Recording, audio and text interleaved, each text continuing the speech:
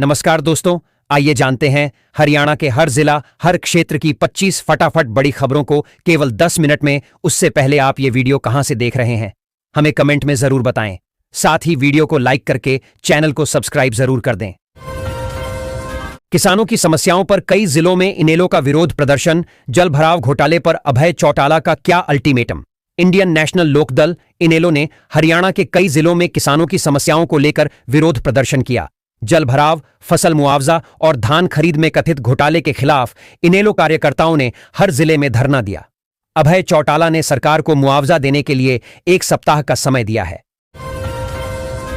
किसानों की सुध लेने के बजाय बिहार चुनावों में व्यस्त है। हरियाणा के सीएम रामपाल माजरा ने कहा कि हरियाणा प्रदेश में सबसे ज्यादा कोई परेशान है तो जवान और किसान है। किसान अपनी फसल पैदा करते हैं कि सरकार उचित दामों पर खरीदेगी, लेकिन सिर्फ कागजों में खरीदी जाती है।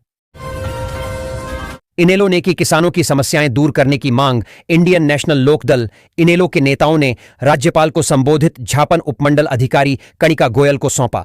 इसमें खरीफ की फसलों की क्षति की भरपाई करने, फसलों की एमएसपी पर खरीद करने और डीएपी यूरिया खाद की समय पर आपूर्ति करने की मांग की। इनेलो जिला प्रधान सुरेंद्र कौशिक ने कहा कि हरियाणा में इस साल अत्यधिक बारिश और जलभराव की वजह से फसलों को भारी नुकसान हुआ है। हिसार में इनेलो का किसानों के समर्थन में प्रदर्शन। 50,000 प्रति एकड़ मुआवजे की मांग। प्रशासन को सौंपा ज्ञापन। किसानों की फसलें खराब होने, बारिश का पानी खेतों से न निकलने और मुआवजे की मांग को लेकर इनेलो कार्यकर्ताओं ने सोमवार को हिसार में जोरदार प्रदर्शन किया।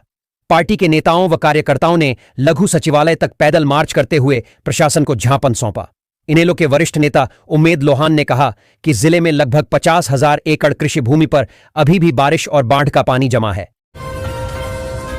क्या आपके खाते में नहीं आए 2,100 रुपए? तुरंत कर लें ये जरूरी काम।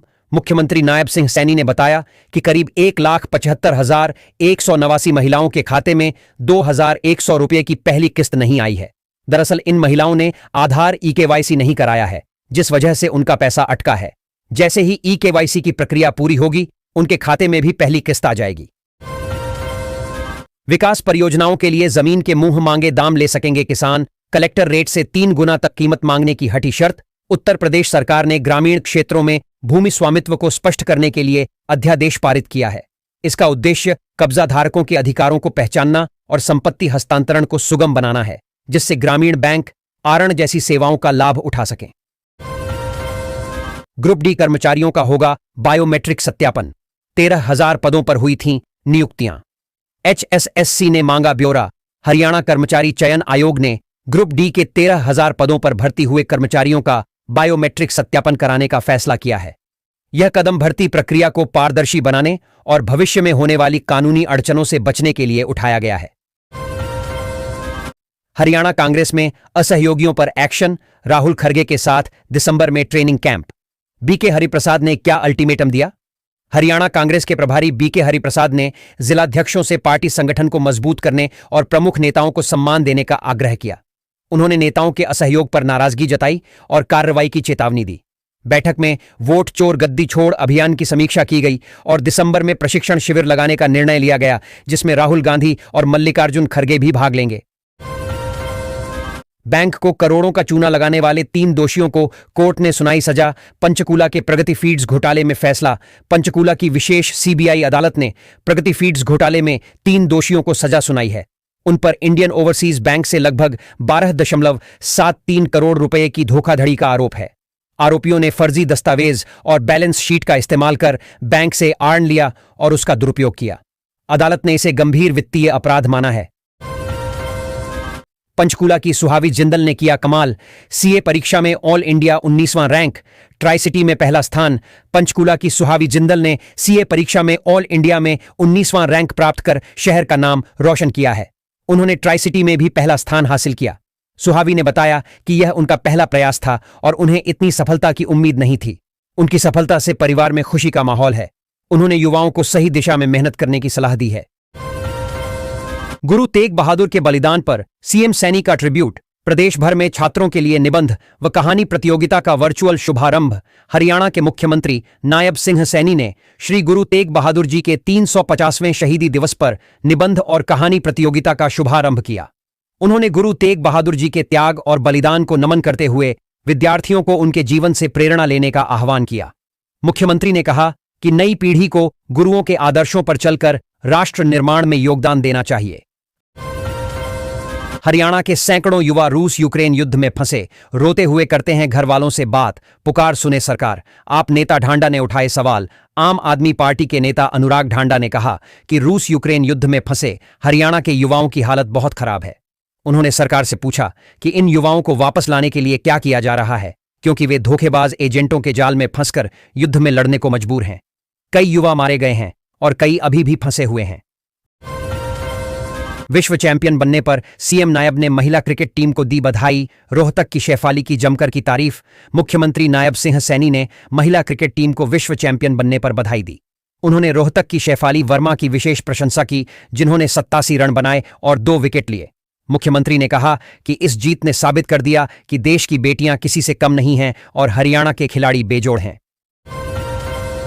यूएलबी नायंट कनेक्टेड से जूझते रहे संपत्ति विक्रेता और खरीदार। पंचकूला में पेपरलेस रजिस्ट्री सिस्टम ठप। पंचकूला में पेपरलेस रजिस्ट्री सिस्टम तकनीकी खामियों के चलते ठप हो गया। यूएलबी नायंट कनेक्टेड एरर के कारण लोग दस्तावेज अपलोड नहीं कर पा रहे हैं। पुराने सिस्टम को बहाल करने की मांग उठ रही है, क्योंकि नया सिस्टम अभी तक सुचारू रूप से काम नहीं कर रहा है। सरकार से सुधार करने और पुराने सिस्टम को जारी रखने का आग्रह किया गया है। हरियाणा में कर्मचारियों की बल्ले बल्ले, नायब सरकार ने वेतन में की बढ़ोतरी। अगले साल 1 जनवरी से मिलेगा लाभ। हरियाणा सरकार ने अंशकालिक और दैनिक वेतनभोगी कर्मचारियों के वेतन में संशोधन किया है। जिलों को 3 श्रेणियों में बांटा गया है और वेतन 1 जनवरी 2025 से प्रभावी होगा। मुख्य सचिव ने अधिसूचना जारी की। यह निर्णय विभिन्न विभागों द्वारा वेतन वृद्धि के प्रस्तावों के बाद लिया गया है, जिससे कर्मचारियों को उचित वेतन मिल सके। प्रत्येक श्रेणी में 3 स्तरों के लिए अलग अलग वेतन दरें निर्धारित की गई हैं। गीता जयंती के लिए महाभारत थीम पर सजाया जा रहा कुरुक्षेत्र, 24 देशों को आमंत्रण। रिंग रोड के लिए तैयार मेगा प्लान। कुरुक्षेत्र को अंतर्राष्ट्रीय गीता जयंती महोत्सव के लिए महाभारत थीम पर सजाया जा रहा है। मुख्य चौराहों का नामकरण महाभारत के पात्रों पर होगा। मुख्यमंत्री नायब सिंह सैनी ने कुरुक्षेत्र में रिंग रोड योजना पर तेजी से काम करने की बात कही। महोत्सव में 24 देशों को निमंत्रण भेजा गया है और यूट्यूब चैनल पर पसंदीदा श्लोक साझा करने पर 1 लाख का पुरस्कार मिलेगा। हरियाणा में इस बार और भव्य होगा अंतर्राष्ट्रीय गीता जयंती महोत्सव। 18,000 छात्रों का सामूहिक पाठ। पीएम मोदी भी होंगे शामिल। हरियाणा में इस बार अंतर्राष्ट्रीय गीता जयंती महोत्सव 21 दिनों तक चलेगा, जिसमें मध्य प्रदेश भागीदार राज्य है। 15 नवंबर से 5 दिसंबर तक कुरुक्षेत्र में आयोजन होगा, जिसमें प्रधानमंत्री मोदी भी शामिल होंगे। विभिन्न देशों में गीता जयंती मनाई जाएगी और सेमिनार आयोजित किए जाएंगे। 1 दिसंबर को 18,000 विद्यार्थी गीता का पाठ करेंगे। राजस्व विभाग के पटवारी को 30 साल बाद मिला पदोन्नति का हक। मिलेगा बकाया वेतन और पेंशन लाभ। पंजाब एवं हरियाणा हाईकोर्ट ने हरियाणा सरकार पर सख्त टिप्पणी करते हुए कहा कि कर्मचारी को पदोन्नति से वंचित रखना प्रशासनिक उदासीनता है। कोर्ट ने राजस्व विभाग के कर्मचारी पूरन सिंह को 24 अप्रैल 1995 से कानूनगो पद पर पदोन्नत करने का आदेश दिया है। साथ ही सभी वित्तीय लाभ देने का भी आदेश दिया। हरियाणा से कांग्रेस सांसद दीपेंद्र पहुंचे पीयू। धरना दे रहे छात्रों को दिया समर्थन। चंडीगढ़ में पंजाब यूनिवर्सिटी में छात्रों के विरोध प्रदर्शन को हरियाणा से समर्थन मिला। सांसद दीपेंद्र हुड्डा ने वीसी कार्यालय पहुंचकर छात्रों से मुलाकात की और उनकी मांगों को जायज ठहराया। उन्होंने विश्वविद्यालय की लोकतांत्रिक संरचना को समाप्त करने को दुर्भाग्यपूर्ण बताया और केंद्र सरकार से फैसले को वापस लेने की अपील की। हुड्डा के समर्थन से छात्रों में उत्साह है। अंतर्राष्ट्रीय गीता जयंती महोत्सव 15 नवंबर से कुरुक्षेत्र में होगा शुरू। 21 दिन चलेगा। 51 देशों में भी होंगे कार्यक्रम। कुरुक्षेत्र में 15 नवंबर से 21 दिवसीय अंतर्राष्ट्रीय गीता जयंती महोत्सव शुरू होगा। मुख्यमंत्री नायब सिंह सैनी ने बताया कि 10वें महोत्सव में मध्य प्रदेश सहयोगी राज्य होगा। ब्रह्म सरोवर पर गीता महाआरती होगी। 16 देशों के विद्वान भाग लेंगे। 51 देशों में भी कार्यक्रम होंगे, जिनका सीधा प्रसारण किया जाएगा।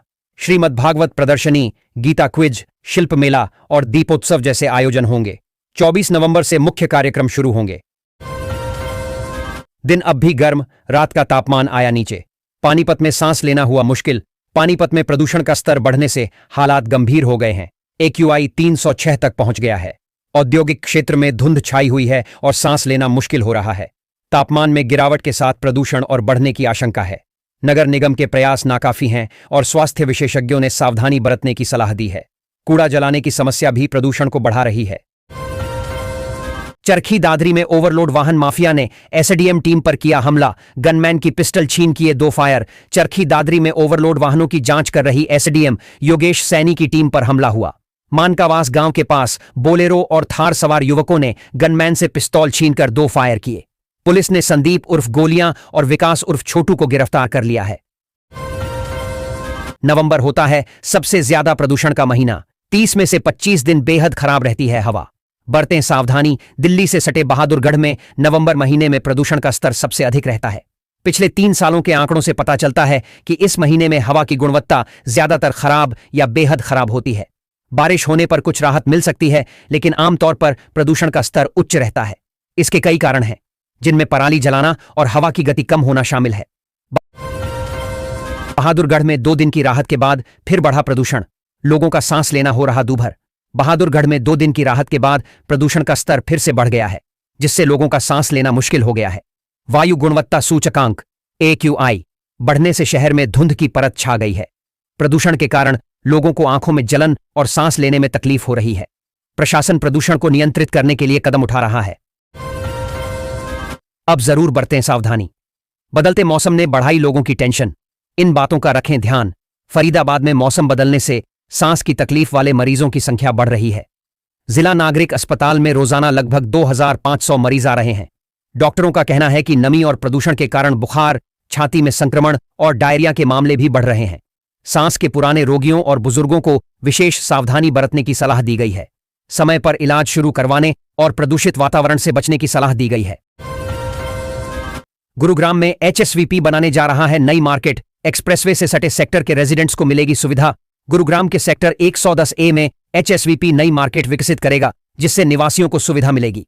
द्वारका एक्सप्रेसवे के पास बसे इस सेक्टर में बाजार की मांग लंबे समय से थी। HSVP 602 वर्ग मीटर क्षेत्र में 8 बूथ और 6 कियोस्क बनाएगा। साथ ही पार्किंग की व्यवस्था भी होगी। ई-नीलामी के माध्यम से बूथों की बिक्री की जाएगी, जिससे निवासियों को रोजमर्रा की जरूरतों के लिए अन्य सेक्टरों पर निर्भर नहीं रहना पड़ेगा।